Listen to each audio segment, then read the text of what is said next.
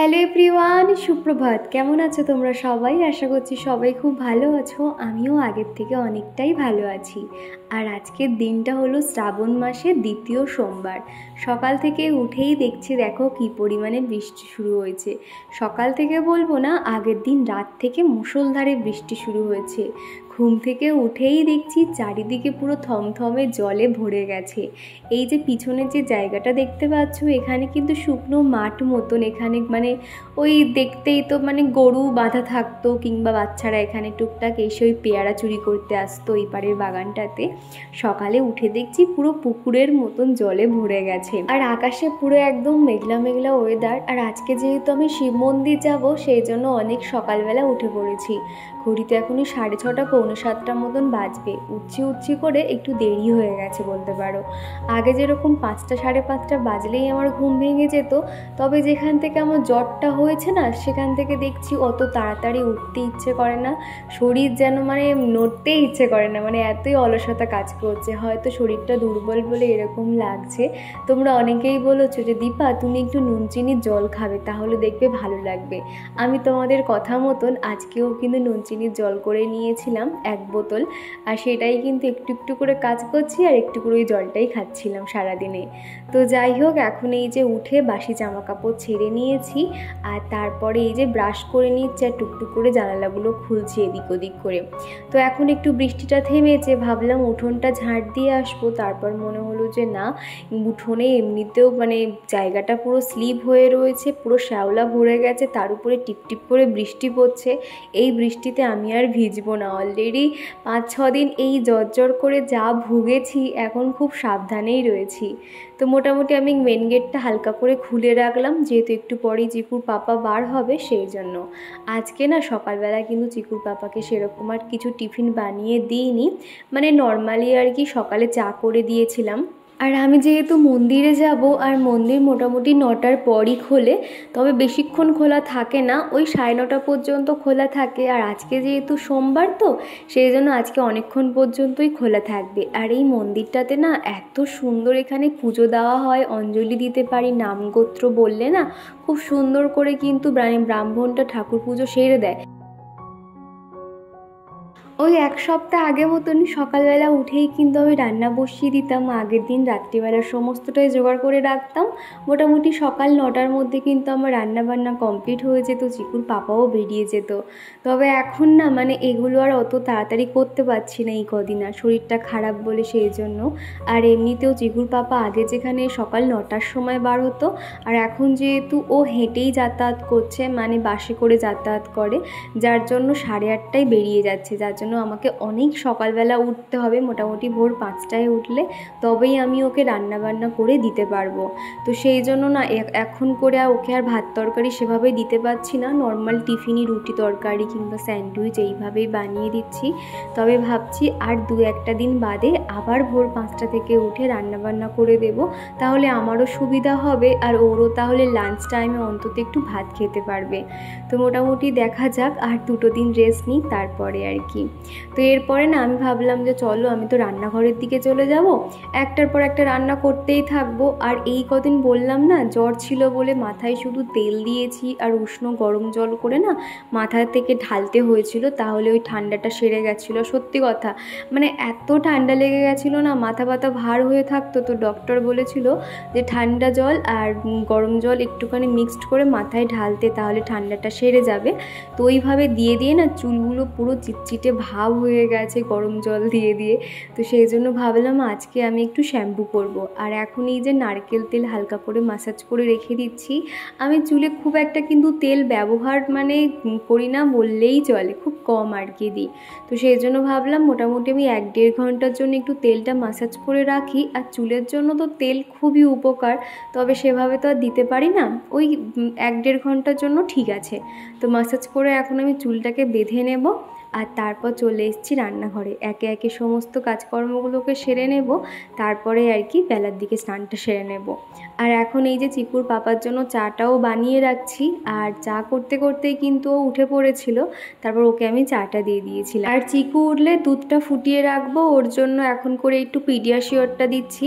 আর দু একদিন আগে তো দেখেছিল ওকে আমি বোনভিটা দিতাম, আর বোনভিটা বলো বা পিডিয়াশিওর বলো, আমার মনে হয় প্রত্যেকটা বাচ্চাই খুব পছন্দ করে, যেহেতু চকলেট ফ্লেভার তো।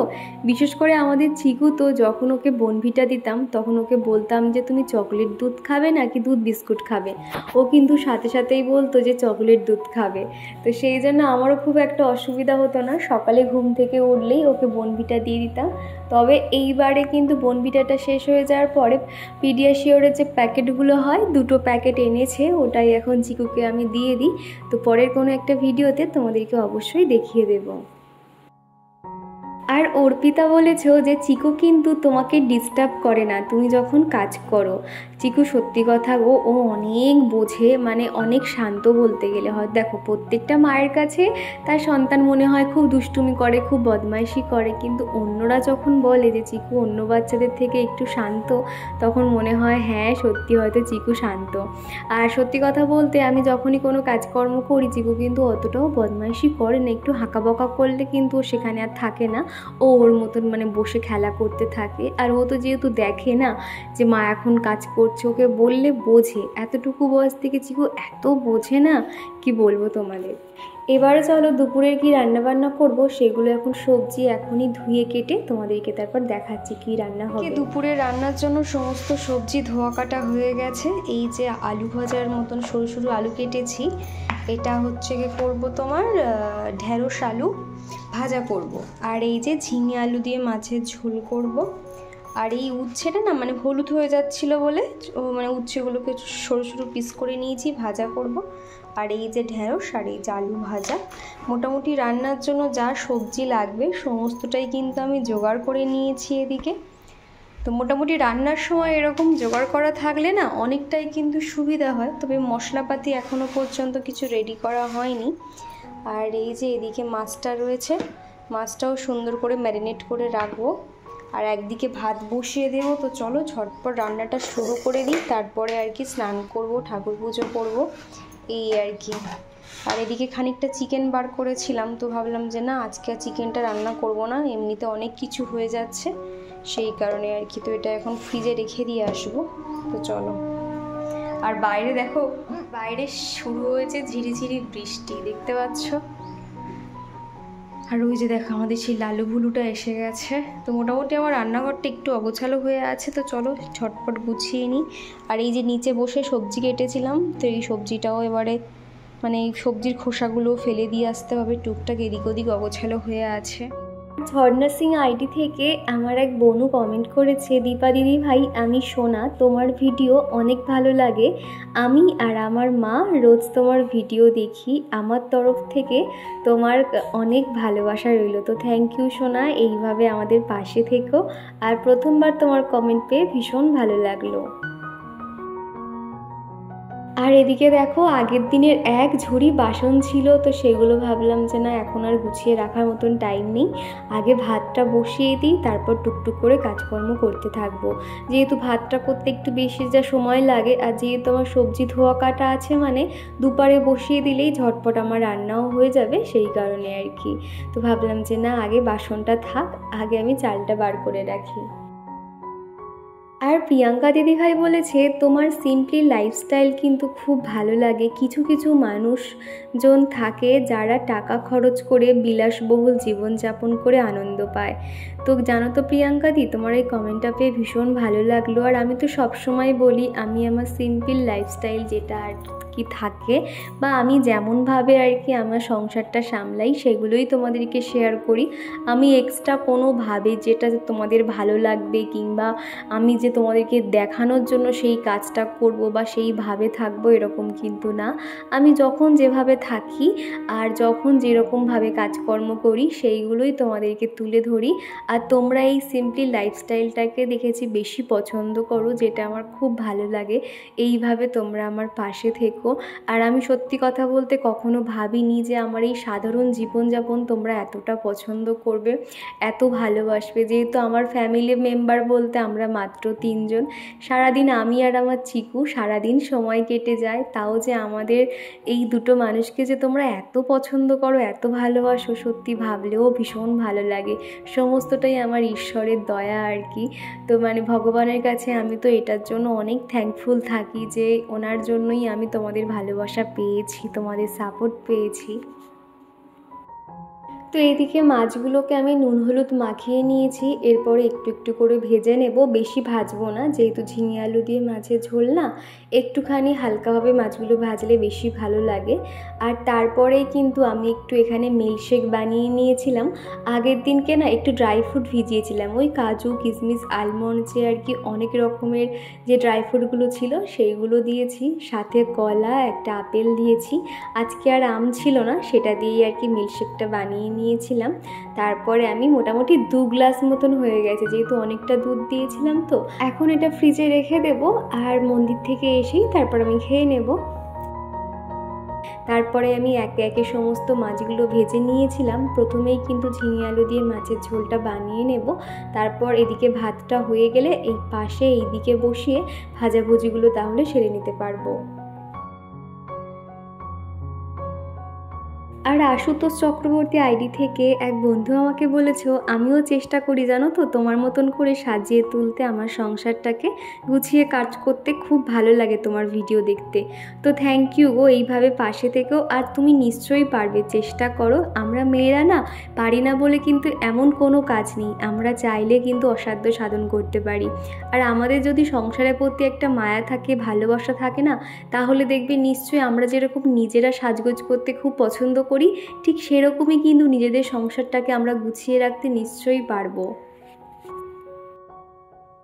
আর কণিকা দিদিভাই বলেছো দীপার রোজকার মতন আজকের ভিডিওটাও খুব ভালো লাগলো, তুমি খুব ভালো থেকো, সুস্থ থেকো, আর এই রকম সুন্দর সুন্দর ভিডিও উপহার দিও। তো থ্যাংক ইউ দিদিভাই, তোমার কমেন্টটা পেয়ে ভীষণ ভালো লাগলো। আমি আপ্রাণ চেষ্টা করি যে এরকম সুন্দর সুন্দর ভিডিও তোমাদের মাঝে তুলে ধরার, তবে না মাঝে মধ্যে একা হাতে সমস্ত কিছু সামলাতে হয়।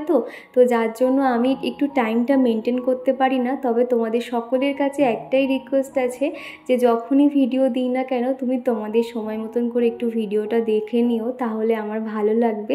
আর এমনিতেও দেখেছি যে দেরি করে ভিডিও দিলে কি হয়, ভিডিওটা রিচ ডাউন হয়ে যায়, সবার কাছে নোটিফিকেশান হয়তো যায় না, তখন একটু মনটা খারাপ হয়ে যায়। তো যাই হোক, এদিকে কিন্তু মাছের ঝোলটা বসিয়ে দিয়েছি। ঝিঙে আলু দিয়ে মাছের ঝোল না ভীষণ ভালো লাগে, বিশেষ করে গরমের দিনগুলোতে, তখন এটাই যেন অমৃত বলে মনে হয়। তবে ঝিঙে আলু ঝোলে কিন্তু অত পেঁয়াজ বা কোনো রকম মশলাপাতি লাগে না, তবে আমি একটুখানি পেঁয়াজ বা আদা একটু দিয়ে দিই, তাহলে যেন মনে হয় বেশি ভালো লাগে। সাথে একটু গোটা জিরে ফোড়ন, আর নামানোর আগে একটু জিরে গুঁড়ো দিয়ে দিই, তাতেই কিন্তু ভীষণ সুন্দর খেতে লাগে। গরম গরম ভাতে না এরকম পাতলাভাবে মাছের ঝোল হলে আর কিছুই লাগে না কিন্তু। তো ওদিকে ভাতটাও কিন্তু ফুটে এসছে, আর এদিকে তরকারিতে ওই ঝোলের জলটা দিয়ে দিলাম। তো মোটামুটি এদিকে ঝোলটা ফুটুক, আর এদিকে এই যে টুকটাক বাসনগুলো আছে সেগুলো আমি এখন গুছিয়ে রেখে দিচ্ছি। আর চন্দ্রানী সাহা দিদিভাই কিন্তু আমাকে খুব সুন্দর সুন্দর প্রত্যেকটা ভিডিওতে কমেন্ট করে, এমন কোনো ভিডিওতে মানে কমেন্ট পাই না এরকম কিন্তু নয়। দিদিভাই প্রতিদিন সুন্দর সুন্দর কমেন্ট করে, আমার ভীষণ ভালো লাগে।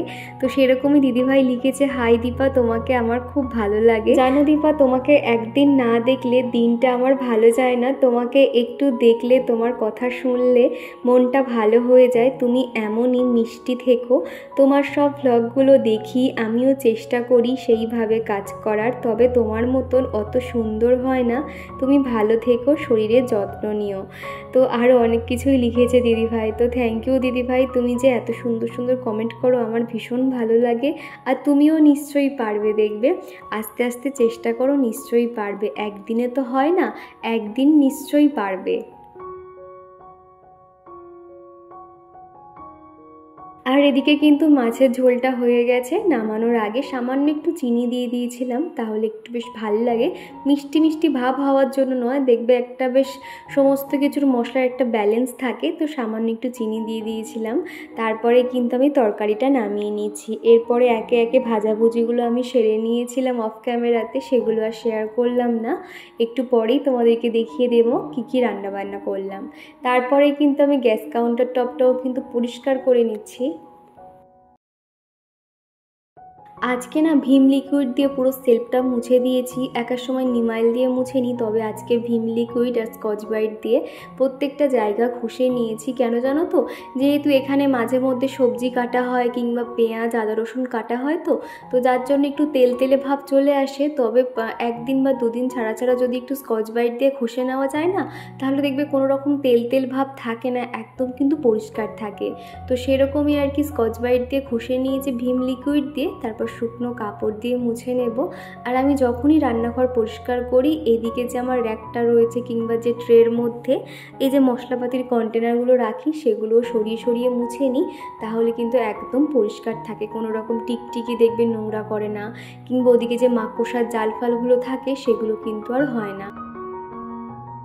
এবার চলো তোমাদেরকে দেখাই দুপুরে ঠিক কী কী রান্নাবান্না হয়েছে। এই যে বড় বাটির করে দুবেলার মতন ভাত করে নিয়েছি। আমি না হাঁড়িতে খুব একটা ভাত করি না, আমি বড় বাটি করেই ভাত করে নিই। আর এটার মধ্যে রয়েছে এক সাইডে উচ্ছে ভাজা আর এক সাইডে রয়েছে ঢেঁড়স আলু ভাজা আর কি। আর এই সাইডে ওই যে ঝিঙে আলু দিয়ে মাছের ঝোল করেছিলাম। তো এখানে আমি ফ্ল্যাশটা দিতে গিয়ে দেখলাম ফ্ল্যাশটা হচ্ছে না, যেহেতু ফোনে আমার চার্জ অনেকটাই কম, সেই কারণে আর কি। মোটামুটি রান্নাবান্না হয়ে গেলে আমি এইখানটাতে রেখে দিই, তাহলে সুবিধা হয়, হাওয়া বাতাস পায় বেশি। আমার গ্যাস একদম পরিষ্কার হয়ে গেছে, আর উপরে এই যে সেলফ কাউন্টারও একদম ক্লিন করা হয়ে গেছে। তো চলো মোটামুটি এবার আমি স্নানটা সেরে নেব ঝটপট। লাইটটা অফ করে দিই। আর তারপরে আমি একেবারে স্নানটাও সেরে নিয়েছিলাম। আর এখন এই যে বাড়িতে যে শিব ঠাকুরটা রয়েছে সেই শিব পুজো করে নেব, তারপরেই আর কি মন্দিরে যাব।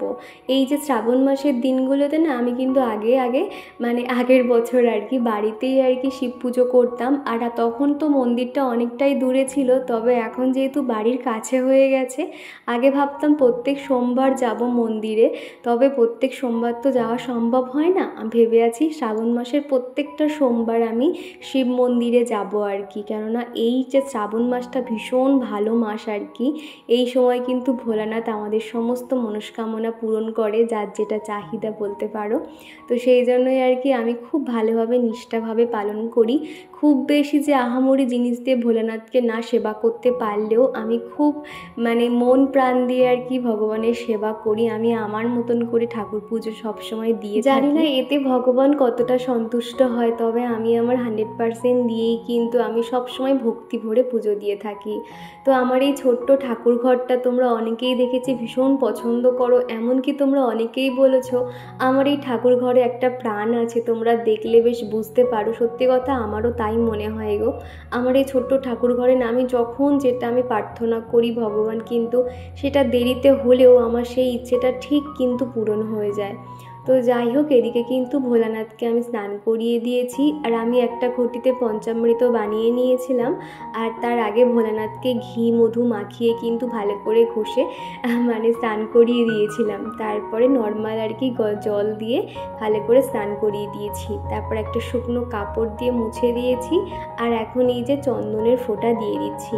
আর এই যে চন্দনের ফোঁটা দেওয়া, বেলপাতা দেওয়া, বা আমরা ঘি দিয়ে কেন স্নান করি, অনেক কিছুর কিন্তু গুণাগুণ আছে, আমি তো আগে জানতাম না। তবে আমি এরকম সোমবার এলেই দ্বিতীয় সোমবার কিংবা তৃতীয় সোমবার কিভাবে আর কি ভোলানাথের পুজো করা দরকার বা কি অর্পণ করা দরকার, আমি কিন্তু আগে ফোনে ভালো করে দেখে নিই, তারপরে কিন্তু সেই মাফিক আমি পুজো দিই।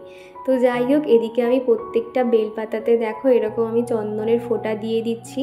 মোটামুটি অনেকগুলো বেলপাতা না যাদের বাড়িতে থাকে না, মোটামুটি একটা বেলপাতাতেও কিন্তু ভগবান সন্তুষ্ট হয়। আমি তো দোকান থেকে অনেকগুলো বেলপাতা আনিয়েছিলাম, তবে না প্রত্যেকটা দেখলাম নয় পাতাগুলো ছিঁড়ে গেছে, নষ্ট হয়ে গেছে। মোটামুটি যে কটা ভালো ছিল সেই কটাই নিয়ে কিন্তু চন্দন দিয়ে ভোলানাথের কাছে অর্পণ করেছি। আর তারপরেই কিন্তু চিকুকেও ঘুম থেকে উঠিয়ে নিয়েছিলাম, নিয়ে ওকেও ফ্রেশ করিয়ে পুরো মন্দিরে চলে গেছিলাম। প্রথম সোমবার আমি যখন শিব মন্দিরে গেছিলাম, চিকু ঘুমোচ্ছিল, একা রেখে গেছি। ফিরে এসে দেখেছি চিকু খুব কান্নাকাটি করেছে। তখন যেহেতু বাড়িতে কেউ ছিল না, তো সেই জন্য আমি এইবারের সোমবারে চিকুকে নিয়েই মন্দিরে গেছি। আর ও কিন্তু ভীষণ, তোমরা তো দেখেছো চিকু কিন্তু প্রথম থেকেই ঠাকুরের প্রতি ওর ভীষণ ভক্তি। আমরা যখন অঞ্জলি দিচ্ছিলাম, ও কিন্তু আমাদের পাশে বসে হাত জোড়ো করে বসেছিল। তো ব্রাহ্মণ তো খুশি হয়ে ওকে অনেকগুলো ফল দিয়েছে, এছাড়া আশপাশে অনেকেই ওর হাতে সন্দেশ দিয়েছিল। তো এখানে না ধূপ মোমবাতি আমরা ভিতর থেকে ঘুরিয়ে এনে এখানটাতে আর কি দিয়ে দিয়েছিলাম। আর চিকু কিন্তু আমার সঙ্গে এখানে ঘুরঘুর করছে। তো খানিকক্ষণ থাকার পরে এখন চলো এবার বাড়ির দিকে যাওয়া যায়। পুজো দেওয়া কমপ্লিট, বাড়ি চলে যাচ্ছি আমি আর চিকু।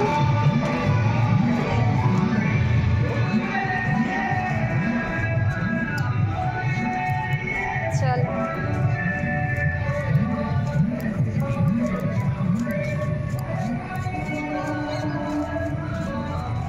আর এখন না চিকু রাস্তাঘাট এত চিনে গেছে, বাড়ি যাওয়ার সময় কিন্তু আমার হাত ধরেনি, ও ওর মতন কিন্তু এগিয়ে যাচ্ছে। চিকু রাস্তা ভুলে গেছে। এই যে চিকু রাস্তা ভুলে গেছে নাকি? চিকু রাস্তা ভুলে ওই পারে দেখো, চিকু ওই পারে। টাটা, ব্যাঙ আছে। তুমি রাস্তা ভুলে গেছিলে? ই বাবা, দরজা বন্ধ করে দাও, ব্যাঙ ঢুকে আসবে। এই দেখো সকাল সকাল একেই জলের মধ্যে ছেড়ে দিয়েছে বেচারা। এই যে জল ঘেটে ঘেটে দেখো ঘাস ফাস খাচ্ছে। কোথায় জোক আছে, মানে এত সকালবেলা না এদেরকে ছেড়ে দিয়ে যেতে পারলে এদের মালিকগুলো বাঁচে, জানো তো। দেখো ঝড় বৃষ্টির মধ্যেই জলের মধ্যে ছেড়ে দিয়েছে, আর ওরা এখানে ঘুরে বেড়াচ্ছে। কোথায় ওই জঙ্গল থেকে ঘুরে বেড়াচ্ছে, এখান থেকে বার হচ্ছে। দেখো কি কষ্ট এদের, শুধু খাওয়ার জন্য এদেরকে এখানে ছেড়ে দিয়েছে। এই যে দিয়ে গেছে তো সকাল সকাল, তোমার মানে যতক্ষণ না অন্ধকার হয়ে যাচ্ছে, ওই 6:30 7টা বাজবে, এদেরকে নিয়েই যায় না, জানো তো। আর আমি শুনেছিলাম যাদের বাড়িতে গরু থাকে তারা যদি গরুর যত্ন না করে, গরু যদি কাঁদে, চোখের জল ফেলে, এটা কিন্তু খুবই খারাপ। তো দেখো এই গরুটা না কাঁদে, জানো, চোখের জল পড়ে। সেবারে দেখছিলাম, তাই দাঁড়াও ফোকাসটা নিচ্ছে না। এই যে দেখতে পাচ্ছ। তো যাই হোক, চলো আমি এবার কাজবাজগুলো সেরে নিই।